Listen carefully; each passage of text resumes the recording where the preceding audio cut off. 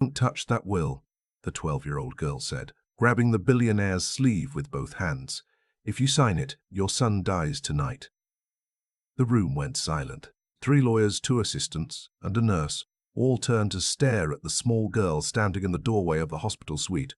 Barefoot, her hair matted from the rain, a bruise yellowing along her left cheekbone. She shouldn't have been there. Nobody could explain how she'd gotten past security, past the front desk, past the private elevator that required a keycard. But there she was, and the words she'd just spoken hung in the air like smoke that nobody could wave away. Richard Hargrove looked at her for a long moment. He was 61 years old, a man who had built a shipping empire from a single leased warehouse in Savannah, Georgia, and in all those years, he had learned to read people the way other men read balance sheets. He saw something in this girl's eyes that made him set down the pen. "Everyone out," he said quietly. 3 weeks earlier, nobody in Millhaven had paid much attention to Clara Weeks. That was the way of things for kids like her, the ones who showed up at school in the same jeans 3 days running, who ate the free lunch without making eye contact, who walked home alone because their grandmother couldn't afford a bus pass. Clara was 11, nearly 12, and she had learned early that invisibility was sometimes a kind of armor. She lived with her grandmother, Dottie, in a pale yellow house on Sycamore Street that leaned slightly to the left, as though tired of standing straight. The porch steps had been rotting since before Clara was born. The refrigerator hummed too loud. But Dottie kept the place clean and the curtains bright, and every morning she made Clara a cup of tea with 2 sugars and said the same thing. "The world doesn't owe you kindness, sweetheart, but you can still give it away for free." Clara had taken this to heart in a way that sometimes caused her trouble. The Hargrove estate sat on the hill above Millhaven, the way a crown sits above a head, visible from everywhere, belonging to no one. The grounds ran along the eastern ridge, and the back garden, where the old stone wall met the oak trees, backed up against a public footpath that Clara used every afternoon as a shortcut home from school. She had walked that path 1,000 times. She had never once thought about what was on the other side of the wall, until the afternoon she heard someone crying. It was a Tuesday in early October, the kind of afternoon where the light turns amber and everything smells like wet leaves and wood smoke. Clara had stopped to retie her sneaker when she heard it. Not loud, not dramatic, just the particular sound of someone who has been crying for a long time and is running out of energy. She stood still and listened, the way Dottie had taught her to listen when something felt important. The sound was coming from over the wall. Clara was not a girl who climbed walls. She was careful, practical, and generally aware of consequences.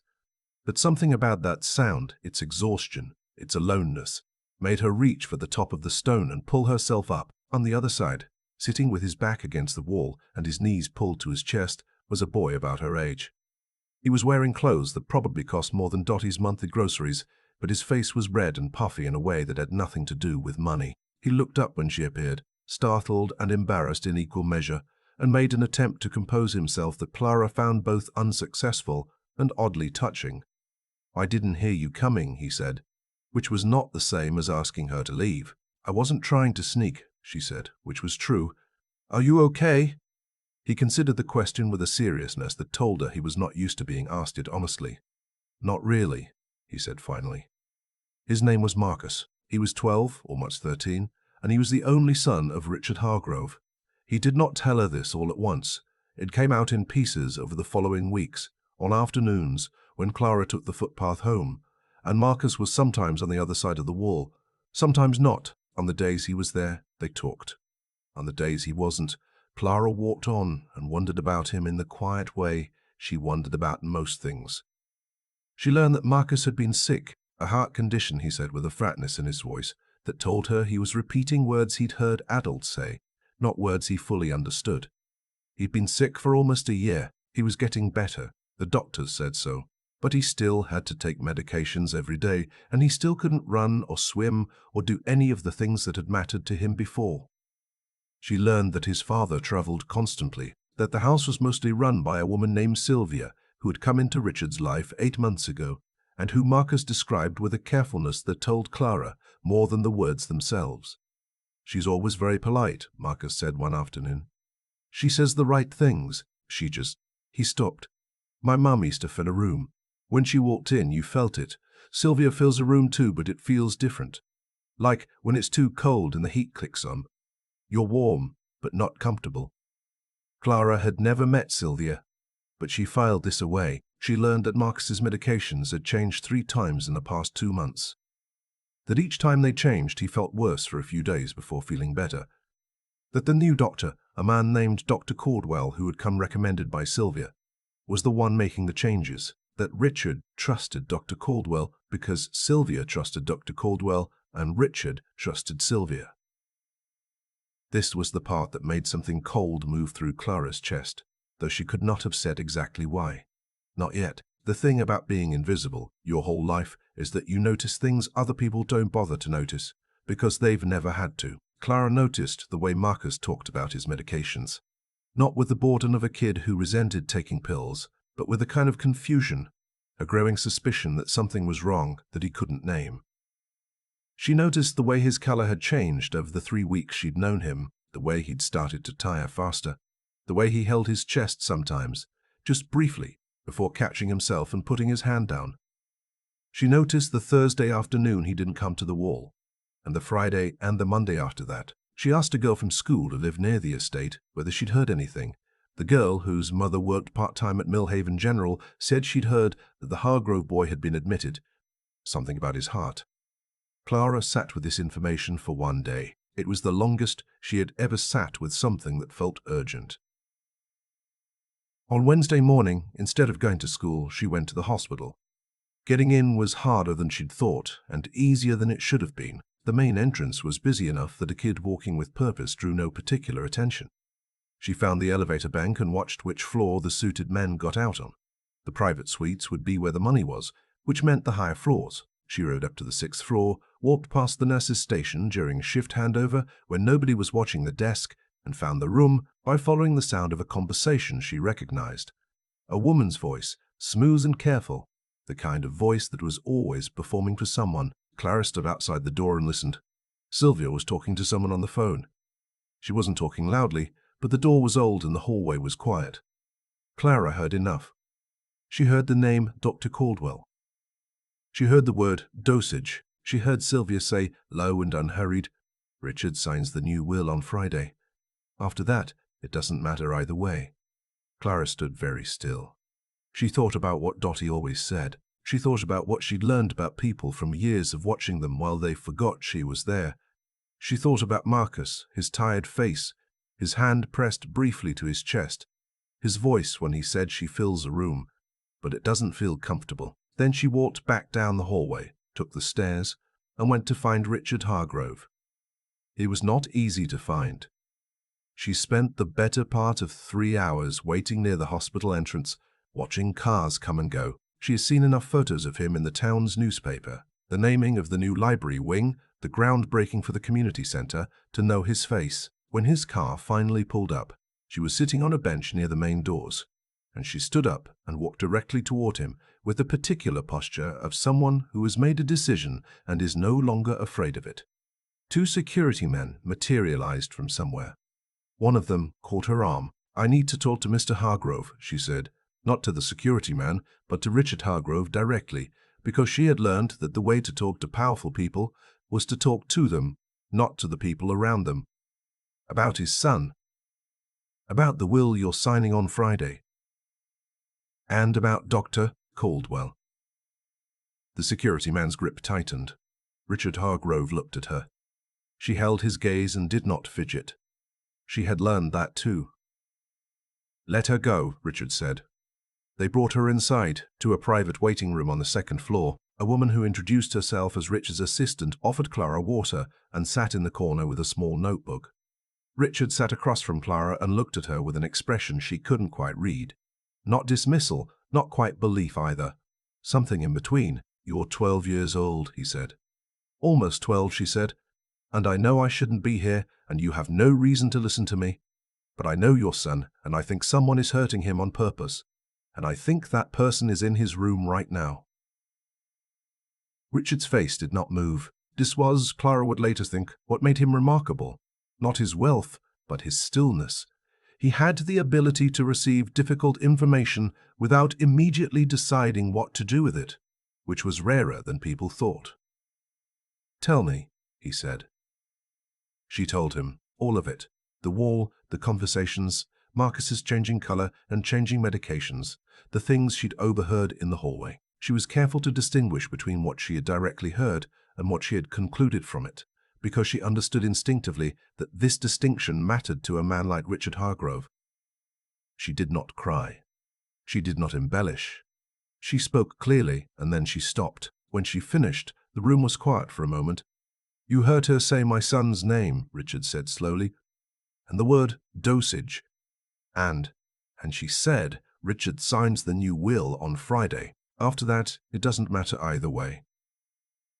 Clara repeated it exactly as she had heard it, with the same flat patience in Sylvia's voice that had made it so frightening. Richard stood up. He didn't say anything to Clara. He picked up his phone and made a call, and in the space of 4 minutes, 2 things happened. Dr. Caldwell was removed from his son's case, and a different physician, one who had treated Marcus before Dr. Caldwell arrived, was called back in. What that doctor found when she reviewed the medication records made her set down the chart and speak very quietly to Richard in the hallway for a long time. Clara sat in the waiting room and drank her water. The next hours were not the kind that made good stories. They were long and procedural and full of the particular fluorescent light exhaustion of hospitals at night.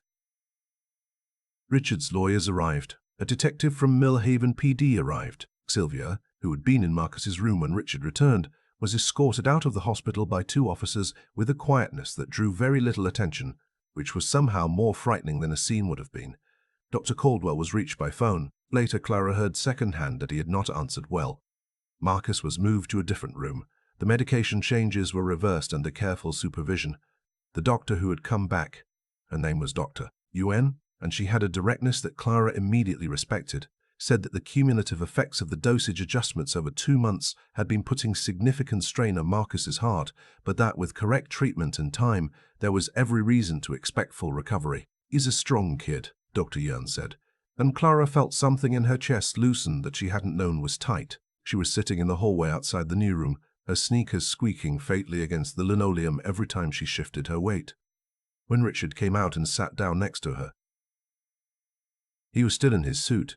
Though the jacket was gone and the sleeves were rolled up, he looked like a man who had aged several years in one evening. For a while, neither of them said anything. "He talked about you," Richard said finally. "He mentioned a girl he'd met by the garden wall.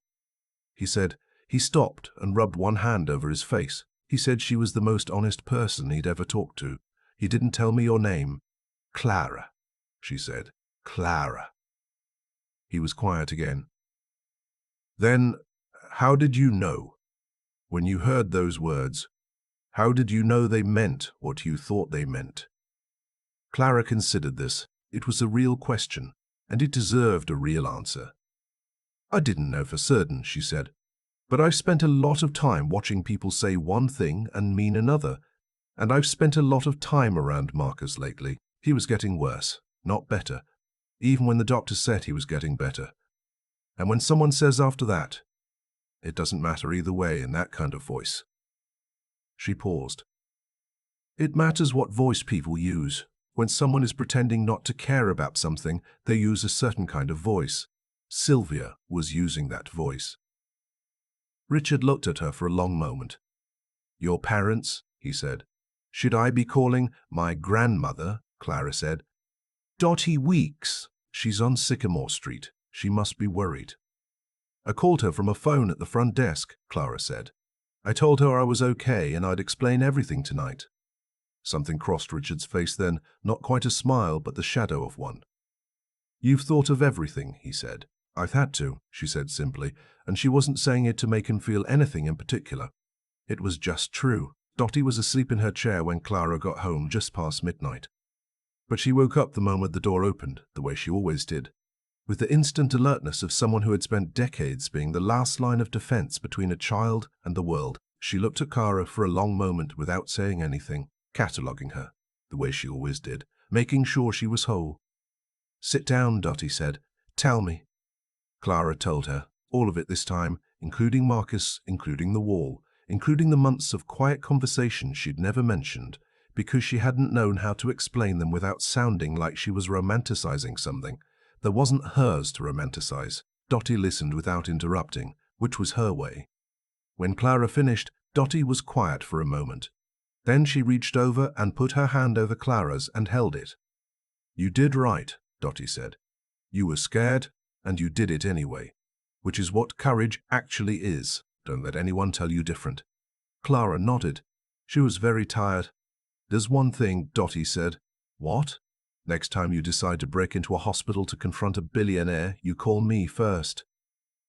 She squeezed Clara's hand once, firmly. "I'll come with you." Clara laughed, and it surprised her, the way laughter sometimes does when you've been holding something heavy for a long time and suddenly set it down.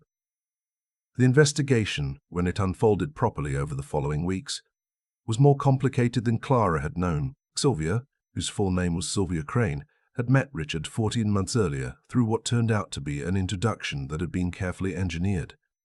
Dr. Caldwell had a history that a routine background check would have caught, if anyone had thought to run one at the beginning. The new will, which would have transferred a substantial portion of Marcus's inheritance to a trust that Sylvia effectively controlled, had been in preparation for 6 weeks. None of this was simple. None of it was satisfying in the clean way that stories about justice were sometimes supposed to be. It was slow and legal and full of details that didn't resolve neatly. And Richard, who had always believed himself to be a careful man, had to sit with the knowledge that he had not been careful enough, had not seen what was in front of him, had needed a 12-year-old girl to see it for him. He was not a man who blamed others for his own failures. This made the sitting harder, not easier. Marcus was discharged from the hospital on a Thursday, 3 weeks after he'd been admitted. Dr. Bate. Yuan had been methodical and patient, and by the time she signed the papers, his numbers were better than they had been in almost a year. He walked out of the hospital under his own power, which was not a small thing, and he stood on the front steps in the thin November sun and breathed for a moment. His father was next to him. He did not say anything. He put his hand on Marcus's shoulder, and Marcus leaned into it slightly, and that was enough. Clara didn't hear from Richard Hargrove for almost 2 weeks after Marcus was discharged. She had not expected to hear from him at all. She was a practical girl, and she understood that the distance between their worlds was not the kind that usually collapsed. She had done what she'd done, and Marcus was safe, and that was the thing that mattered. She went back to school, walked her usual path home in the afternoons, and tried not to look at the stone wall. On a Tuesday in late November, a car pulled up in front of the pale yellow house on Sycamore Street. Clara watched from the window as Richard Hargrove got out. He was in a coat and carrying something, an envelope, she thought. Behind him, a second door opened, and Marcus got out, and he looked up at the house with the careful expression of someone trying to take in something new. Clara went to the front door before Dottie could get there. Marcus looked at her through the screen door for a moment. He was still a bit pale, still a bit careful in the way he moved, but his eyes were clear, and he was almost smiling in the way she remembered from the wall. "You should have told me you were coming," Clara said. "I wanted to," he said. "I wanted to," he said, "but I thought you might say you were busy." "I am busy. Are you?" She pushed the screen door open. "Come in," she said. "Dottie just made tea." Richard Hargrove met Dottie in the kitchen, and later Clara would think that watching those two people in that small kitchen was one of the stranger and more complete things she had ever seen. The billionaire in his good coat and the 70-year-old woman in her house dress, talking to each other with the directness of two people who had both worked hard all their lives and knew what that meant. The envelope, it turned out, contained a letter of acceptance to the Millhaven Academy, which was the best school in the county, along with documentation of a full scholarship, room, board, everything, funded through the Hargrove Family Foundation. Richard explained it without fanfare, which Clara appreciated. "You don't have to accept," he said. "I want to be clear about that. This isn't obligation. I have a foundation that funds educational opportunities, and I would like to use some of that funding for you, if you'll let me. What you do with it is your choice." Clara looked at the letter. She looked at the school's name printed at the top in dark blue ink. "Can Marcus come visit?" she asked. "On weekends? We were in the middle of something." Richard looked at his son. Marcus was trying very hard not to smile and failing. "Yes," Richard said. "Marcus can come visit." Dottie refilled everyone's tea without being asked, and sat back down, and in the small warm kitchen of the pale yellow house on Sycamore Street, something settled. Not perfectly, not without the weight of everything that had come before, but genuinely, the way things settle when they have come to rest in the right place. Outside, the November light was doing what it always did in the late afternoon, turning amber over the ridge. The same light that had been falling the day Clara heard someone crying over a wall and decided for no reason she could have fully explained to stop and listen. She was glad she had. Some things, she thought, were not so much about being brave as about being willing to pay attention when the world showed you something true, and then being unwilling to look away.